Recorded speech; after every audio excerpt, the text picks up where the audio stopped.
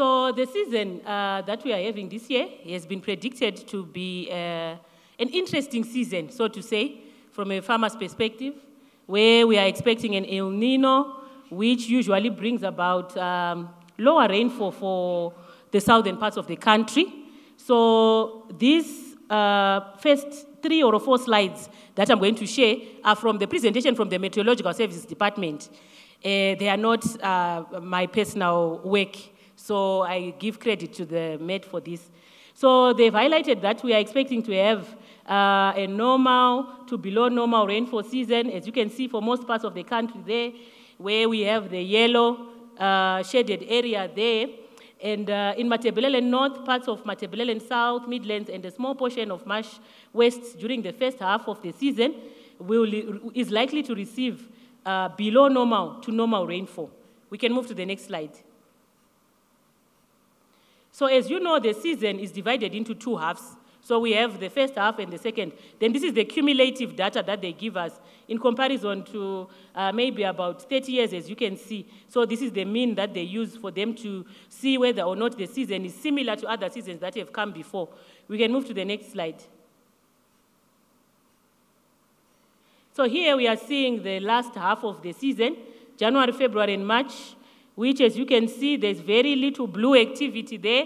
This year we have more of a yellow shaded season, which gives us the normal to below normal prediction. It's not all gloom. What it means is, with the normal word in it, it means that there are chances that we might get the normal rains that we get guided by the agroecological region in which we are based, but there is a bias for it becoming slightly lower. So when they say normal, it means it will be above, I think the percentage will be above 45%, then below normal, the percentage of getting a below normal season is below, should be above 35%. So I think the season is not as bad as we would have thought. It would have been entirely bad if we had a below normal season. But the normal part of it means that there's hope for us. And as farmers, we don't lose hope. We believe that, that the weather can change. The currents in the oceans, in the seas, they can change. So that can also bring new fortunes for us. And the SACOF data, weather data that was shared today, following a 3-day program which was being run, they said that there might be a slight change where they are now saying the first half might be normal to above normal for some parts of the country, and then it will move to normal to below normal for the rest of the country. So as you can see, it's not set on stone with the weather, but the prediction is meant to give us a guide and prepare us so that we are not found wanting. So that's about the seasonal forecast. We can move to the next slide. So that's about the means again. Next.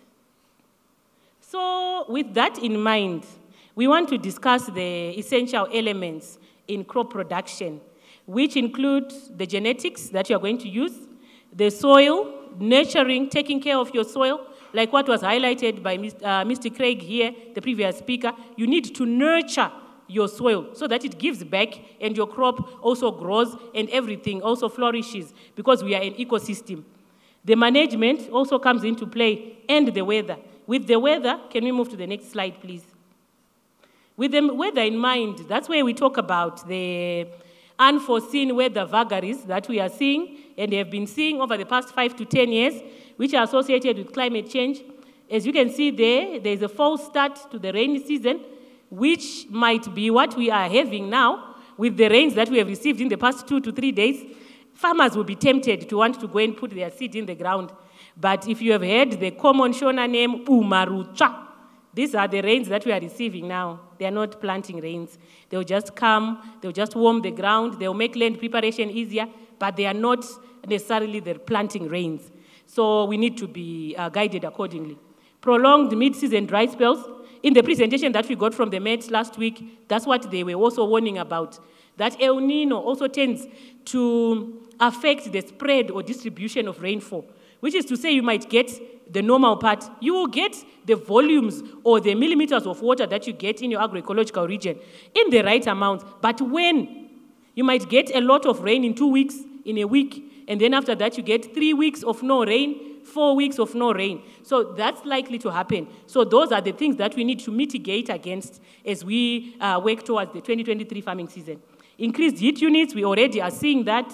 Floods are also a part of, climate change.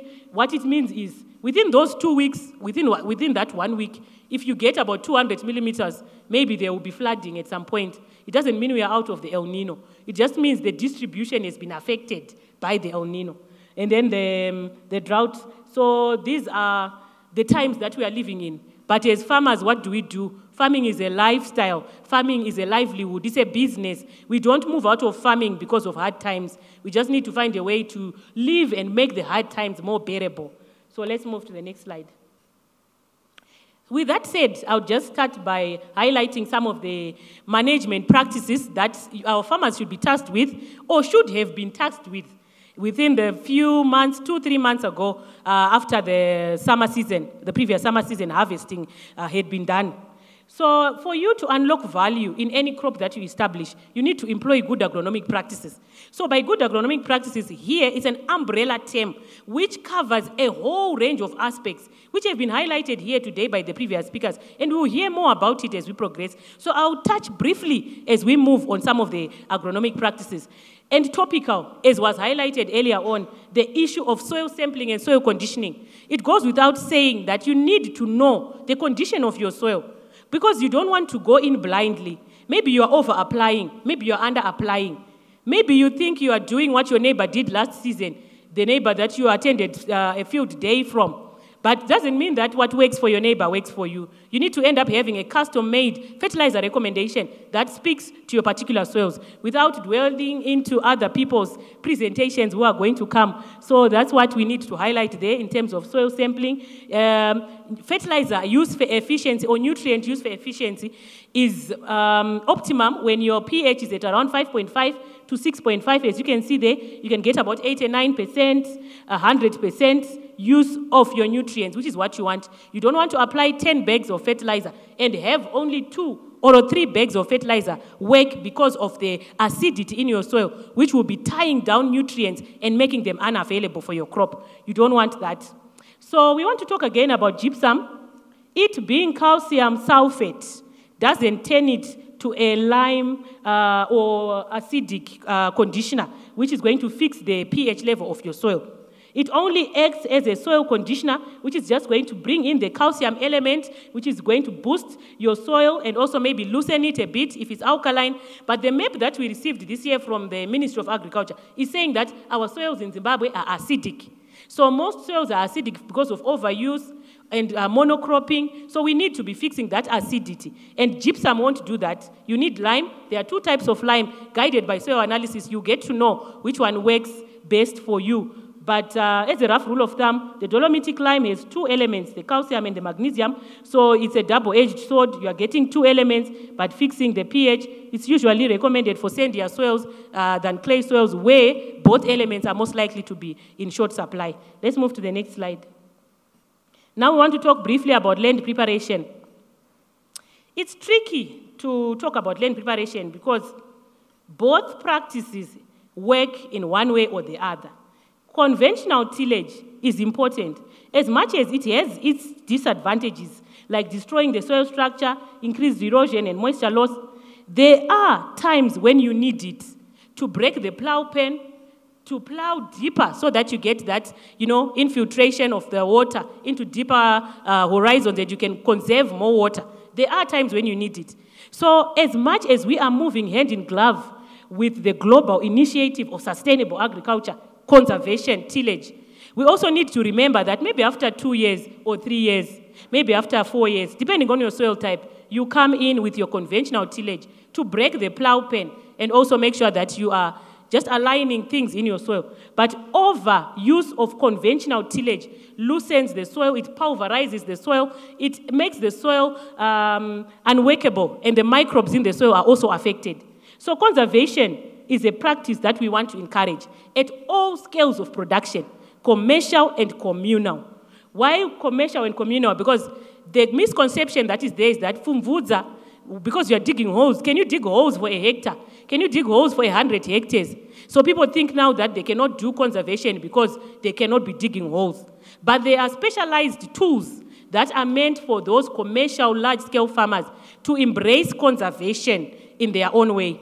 There's the no-till planter, strip till. You can come in and just strip with a ripper where you want to plant, the lines where you want to plant, and then your planter comes and follows right on top of those ribbed rows. So you can still embrace conservation even as a commercial farmer. We can move to the next slide. Fertilizer management. The universal principles of nutrient management state that you need to have the right source, the right rate, you need to apply at the right time, you need to apply at the right place. So the right source and the correct product of use. We mean that you need to be getting the right fertilizer. I always hasten to say that when you're buying fertilizer, be it in a container or in a bag, don't buy the fertilizer by its color. Pardon me there, Dizai from ZFC. Don't buy by the bag color. Buy by the nutrients which are stated on the bag. Because the nutrients are what you want to give your crop. So the nutrients will tell you there's N, P, K, so and so. There is magnesium, there is calcium, there's additional this. If it's a liquid fertilizer, and you are buying and you are finding that maybe the N is 0.5, the P is 0.002, and the K is 0, and you are buying the attractive, colorful, logo which is there on that bottle, are you giving anything to your crop? You are not. So you need to know the nutrient constitution of any fertilizer or nutrient application product that you are going to be using. So in terms of the rate, also it follows that you need to apply at the right rate. But the rate, we tend to give some thumbsuck applications of rates because we don't analyze our soils. We don't want to do blanket recommendations. Kuti no, inini rangu ivhu ijecha, rangu mukutu idzvuku, zvinozikanwa sei kuti renyu idzvuku ranga richiitwei makore esai. Zvakakosha kakuti uzive kuti rako rinodei. So it's a custom-made recommendation. Then the right time. Here I want to talk to those farmers who like to X their crop. Yes, we have an El Nino season, but it doesn't mean that the crop has forgotten when it uses what. When your crop wants to use basal fertilizer, which has high phosphorus, it needs the phosphorus when it needs it. So you need to apply it at planting. A basal fertilizer, as the name suggests, should be applied at the base for the crop to utilize it when it's starting its life. Handiti kana mwana achitanga kuzvarwa anopiwa mukaka unenge uchikwanaka ozonzi porridge chimupai sadza chidyai naye zvese handiti. You don't want to then come in at a later stage mwana matoti day 1 abuda muchipatara mapa sadza makuzouya makuti mai vake ngavachimupa mukaka ne 1.5 years zvinoshanda zvakatosiyana. So we don't want to do that. You need to make sure that you're doing things the right way. So basal fertilizer pasi, top dressing fertilizer yozo. So the top dressing fertilizer, the two things that I want to highlight are that you have two major top dressing fertilizer options, ammonium nitrate and urea. They work differently, guided by your soil type and your time of application, and the weather, the environment that you have. You don't want to apply the top dressing fertilizer just before a prolonged mid-season dry spell. When we were talking about the weather, that is a forecast for the whole period, as you have seen. But you need to then knock on the 10 to 3-day forecasts that will be provided by the meteorological services. Those are more precise. So before you apply your urea or your AN, you need to know, will it be raining in the next 2 to 3 days, 4 days, 5 days, or a week? What if you apply urea and it doesn't rain for 3 weeks? Would there be a crop to talk about when it rains? Handiti tiri pamwe cheteka. Saka hatisi kuda kuti tiomesere mbeu dzedu. Kuoma cheko kuti ukabatidza mechisa panobvira. Hatisi kuda kuti tidero. So we need to be guided accordingly. Ameno pane mvunzo here apa quickly maybe nsanda move ku next. Hapana nditi. Zviri clear hanje yedu. Toenda pa weed management. Weed management is very important as well. The critical stage of application of a weed herbicide, just to highlight that we want to promote an integrated approach. Yes, herbicides are good. Yes, manual weeding is good. We need an integration. Integration, it saves on the pocket. It also saves on the environmental effects of whatever we are using. Saka trukuti isu kana mwakawanda kumba kwenyu hapana dambudziko. Munhu nebadza rake tonodini? Tonosakura. Asiwo zvakanakawo kuti musana unochengeteka tikashandisa herbicides zvakanaka. The misconception is that we think herbicides, they kill the soil, but they don't. It's the way we use them and our failure to understand their nitty-gritties. Andika zvirehwa-rehwa, zvibinge zvinenge zvakanyorwa pamushonga ndozvinoda kutevedzerwa nekuti ndozvinotibatsira kuti tizive kuti kana imi mauisa unenge wakatonyorwa mufunge kuti inini ndichange ndirimo for 24 months handitika imaisa mawiriranaka. It's a contractual agreement and it's only going to do that. Hapana paichachinja pamuchanzwa imi kuti potato rakubhadhara maakuda kuchinja mind yenyu maakuda kuriisa iya iri kungoti we are in a contract ichangoramba ichishanda. So you need to understand the label, boring as it is to read, inenge ine information yese. Saka we need to be guided accordingly with spectrum, stage of control, rotation, ne cost. Then panyaya ye management. And murukona crop yedu iri pana A, the crop which is on the first frame there. It's pale, it's showing that there is competition. Then on B, we can't even tell if it's a grass crop or broadleaf crop which is there. It's ora binziere, munei, hatichatombooni. Then musi umwe it's closer to home.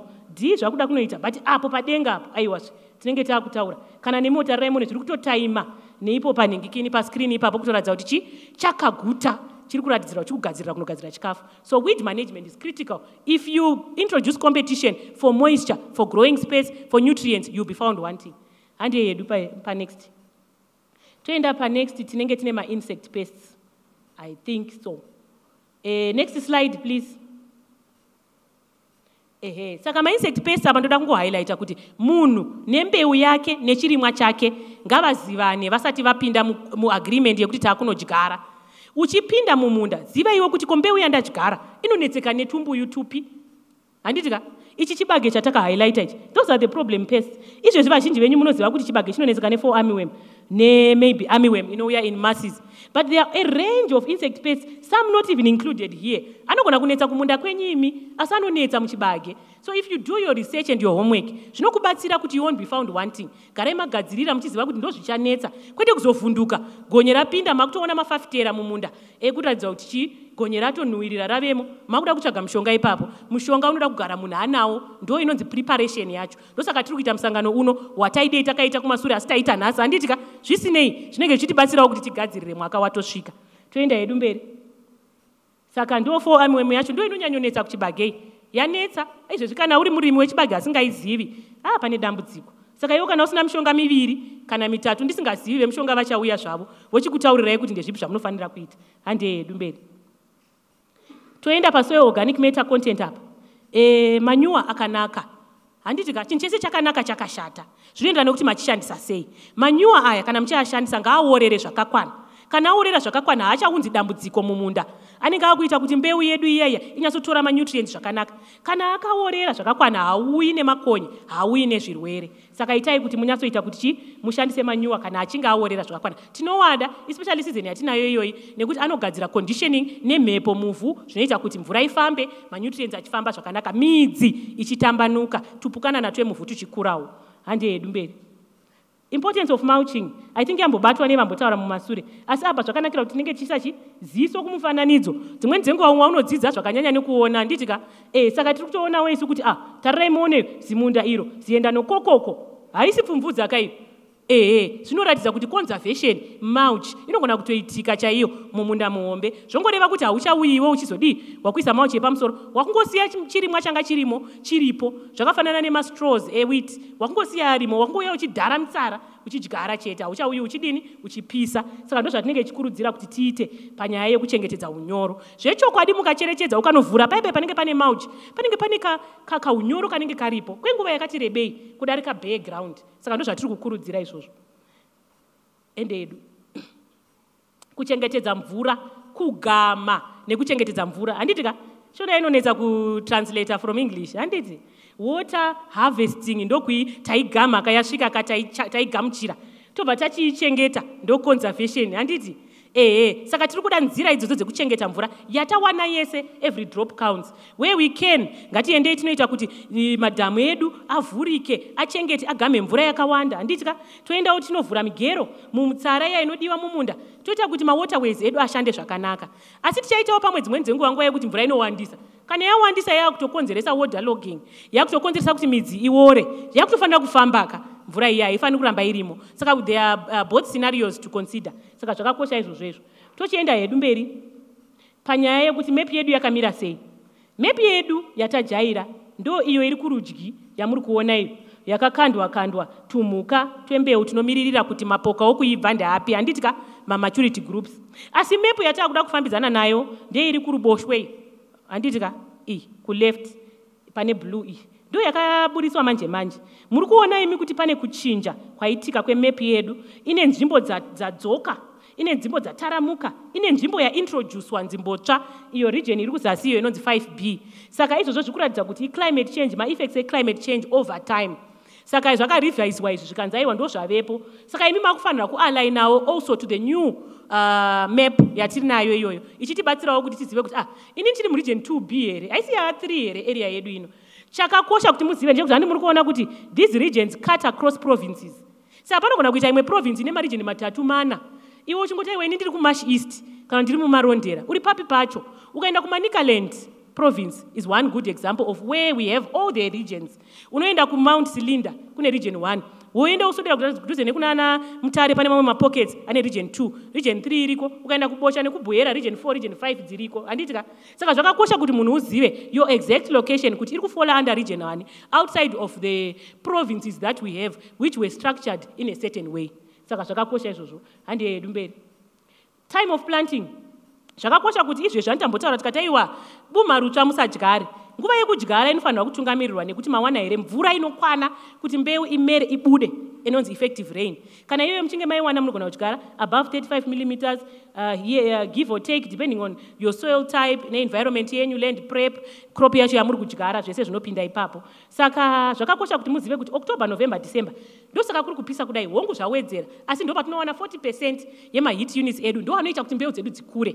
Saka kudziya kuya kune chekuita neanonzi growing degree days anoita kuti crop yedu inyase kukura zvakanaka. Saka ndo zvine zvida kucherechedzwa izvozvo. Iye zvino ndichiri pa independent presentation hatisanda kubata zvesidco. Hatiende hedu pa next slide. Saka iye zvino tiri kuona isu nyaya yema-effective rains iyi handiti muri kuona here imi kuti zvakakosha kuti utengewo mudziyo unopima. Maziso edu aya chero ukawedzera 2 waane maglass handitika haukwanisi kuti uzive iwo kuti wakaitarisa mvura uchiiona ichidonha kudai yakawanda sei. Handitika kana kuti nemapools of water anenge arimo muroad oziva kuti yakawanda sei. You need an effective and precise way to measure. Rain gauge inoita between $5 to $7 depending on where you buy it, but it's an essential tool which will guide your decision making process. Saka inoda kuti itsvagwe iyoyo nemurimi akarongeka then mobva mapinda mumunda modyara. Handi yedu mberi. Optimum ideal plant populations yambohighlightwa panapa nekuti tiri kutarisira kuti dzimweni dzenguva mvura ichaita shoma. Hino mukawanza madzinde pandima mawanza competition yehunyoro hushoma hunenge huripo. Saka imimi kana muchitarisira kuti mvura ishoma muchiita rain fed agriculture chiitaiwo kuti population yenyu ite speak to that. Pane kuti mungoisa competition yema populations unnecessarily because that is what the world or the internet is saying. Also marry that to the environment where you are growing your crops. Saka ndo zvakakosha pane ririri. Handi yedu mberi. Crop and variety selection yakakosha inotungamirirwa nekuti mawana mvura yakawanda sei, mvura yacho naichanaya zvakareba zvakadini, altitude yenyu nenzvimbo yenyu. Altitude inosiyanisa mazuva okuibva embeu. Handitika nekuti kana wadyara chero ukadyara mbeu inononoka kuibva apa ndichiri pa independence hamusi kuona handisi kumboti sidco. Mukadyara mbeu inoda mwaka murefu maidyara kumasvingo handitika inononoka inokurumidza nekuti kunodziya. Moitora moidyara kumarondera inobva yati nonokei nekuti kunotitonhorerei panyaya yekudziya kwekunze. Saka zvakakosha izvozvo kuti tizive madyara rini mukadyara mbeu the correct time inosvika. Gore rinoti kukurudzira kuti mukurumidze kudyara nekuti hatisi kuziva kuti mberi kwakamira sei. Saka gara wadya asi kukurumidza kudyara ne-effective rain. Handitika kwete kungoti aiwa nekuti vatikurumidzai kudyara. Tiri kuti effective rain kana ichinge yawanikwa. Plant density taitaura iyo nyaya yepopulation nezvirwere zvakutoshandukawo nekushanduka kwemwaka. So we should also keep our ears open for new problematic pests or diseases that might come because of climate change. Handi yedu mberi. Right, zvinoda kupinda musecond half ndichamanya mairi iyi ndo yanda kuti nditaurewo nezvechi mbeu dzamunogona kuwanawo kubva kusidco. Handi yedu mberi. Saka tine ultra early maturing varieties idzi ndo dzinokurumidza kuibva dzinotora about 90 to about 120 days. Range inopiwa nekuti madays okuibva anosiyana siyana. Maningi varieties anokurumidza stereki kuibva ane chipo chekupfupika zvokuti unogona kuisa madzinde akawanda pandima owana gore pamusoro. Handi yedu mberi. iyoyo inofambidzana 301 inofambidzana ne303. Toenda pa419 inova iyo tsoko itsva yatinogona kuti mudyare, inogona kupa igono nosvika kuma 11 tons per hectare. Iyi inoshingirira zvakanyanya kuzuva nekuti yakapiwa kamwe ka drought tolerance ka green kamwe kekuti inochengetedza kwenguva refu yononoka kuoma. Handi yedu mberi 513 aiwa mairima maijaira kana nesuwo taiti tikaenda kumusha wana mbuya vangu vaiidyara kumakonde nekuti iregion 3 ndo yavainyanyisa kudyara. Asi iye zvino izvi takutaura nezveinotevera yacho iyi. Handi yedu pamberi 555 nekuda kwokuti kushanduka kwemwaka kwaita kuti tide kuisawo mavarieties anofambirana neseason. Saka 555 iyoyi iri kukwana kwose kusilage, grain, iri kukwana kugreen mills variety iyoyi ye555 iri kufambidzana zvakare ne547. Handi yedu kuma 600 series ndandiri kuti mwini pano naevents director ndichivati aiwa imi muriwo kuziva muri hama yepedo mungadei zvikanzi ini 649 inondiitira saka ndangoti ndizvitaure pajekerere kuti aiwa murimi zvakare events director vedu ivava vanotodawo 649 nekuti idesert walker kureva kuti zvakaoma aiwa inomira. Handi yedu mberi 659 iriko inoshingirira zvakare. Kuma 600 series munoona kuti tine mavarieties akawanda. Why? Because takaona kuti we want to adopt a top left approach yekureduce my days to maturity but tichi-increase pa yield because we want to introduce genetics dzekuti dzinoziva kuti aiwa because of climate change season might be short but the yield must still be competitive with the higher yielding late maturing varieties. Saka tine 659 yanetsa stere commercial sector iyoyi. Toenda mberi hedu tine 657 zvakare. Then tine firecracker iyi inokwana kugreen mills, inokwana zvakare kusilage, vanoifarira zvakanyanya. Vazakaria varimi venyu vedairy vaya vamakamboenda navo kumhiri kwemakungwa vanoida zvakare iyoyi. Toenda hedu mberi. Saka manyu blockbuster ariko tikuramba chingopakura izvezvi vhiki rapfuura taitione musangano wokupakurirai zvimwe zvichabuda kuna 2025 28 uko 2030 zvinenge zvichiriko zvichachenge chingokupakurirai. Handi yedu mberi. Saka ma7 series ariko 719 yenyu yamajaira between 727 and 719 in terms of drought tolerance. 719 is more drought tolerant because ine stay green character and it's a bulky and leafy variety. Saka inoshingirira zvakanyanya zuva. Iyo 727 ine inonzi drought tolerance wo kana yabatwa iri pa vegetative stage inoprolonga for a long time. Tachita discussion iyo na farmer wangu bishop vari muno kana kuti vaenda vachiti ivo tolerance same singati imi resistance. Tikataiwa ku drought hakuna ka resistance. Tingachiti kana mvura yarega kunaya zvachose iyo iri rain fed toti kwanzi ino resista kusvikepi kana mvura isina kuzouya. Saka tolerance ndo shoko ratinoshandisa kuti ndichashinga murimi ndauya kuhoshinga asi kana zvandikundawo ndichakundikana. Toenda hedu mberi. Itataura nezvayo iyi highest yielding inotipa gore pamusoro kana yarimwa zvakanaka inoda kukurumidza kudyarwa. Vari ku region 1 region 2 munogona kukurumidza kuidyara zvekuti kuna November early December munge madyara kuitira kuti at least inowanawo nguva yekunayiwa zvakanaka. Toenda hedu mberi. Saka in summary these are the varieties atinawo echibage. I'm sure this will be shared, the recording will be shared. Toenda hedu mberi. Toenda hedu mberi. Tichienda futi mberi. Okay. Saka ma green mills ndo mamwe ariko ezvino izvi vanhu vari kutotengesa. Handi yedu mberi. Okay, profitability green mills inongena anotoda kutengesa rini. Saka you should aim to get $1.50 to $3 uchitengesa. Ndiri kuona nengikini MC vakutorongedza mapepa avo manje vanenge vowe. Handi yedu. Saka tine dzimwe mbeu dzatiri kukurudzira isu tiri kuti nenyaya yeclimate change diversify your cropping range. Handitika usangorima mbeu imwe chibage chakatinakira istaple crop but because of changing feeding habits nenyaya yekuti mamwe ma-cash crops rimewo kadzimwe mbeu gamuchirai soya beans mbeu yakanaka ine ma-processors ma-oil processing companies ari kucontracta vanhu kuti varime ichivapa mari yakanaka. Saka soya beans tinadzo dzakasiyana siyana dzinoibva futi mumazuva mashomanani. Saka zvinenge zvakatinakira. Tobva pasoya beans hande yedu sugar beans zvakare tiri kuti isu alright kana tawana chikafu chakatikwanira. Gore rapera museri 2020 kumashi central vakaita the highest production in terms of cereals handitika but vakabva vaita futi the highest malnutrition ikoko zvichirevei sadza vairirima zvakanyanya asi vanga vasina balance. Saka gore iroro ndakabva ini vachitonzi aiwa chisai nutritional gardens akawanda hongu sadza rinodiwa but nutritional garden chisai miriwo chisai beans kuitira kuti pave nebalance between health security nefood security nefood security yachona otherwise munongoita sadza rakawanda pasina chiutano. Saka zvakakosha kuti tirimewo beans tidzigamuchire mavarieties akasiyana siyana. 65 days watione beans dzako dzoda kudyarwa nenguva. Ningokupai a real life example. Inini ndinorima chibage chakabuda zvakanaka chakaita kuma 8.3 tons. Soya beans dzakabuda dzikaita kuma about 2.7 dzidzai ari pano ndikanyepa anondikorekta ndiye anowanzoziva nezvezvo. Then sugar beans, ndangoti nditaure nekuti ndari pasugar beans. Ndakadzidyara inini mid February handiti kuna Shamva Road uku.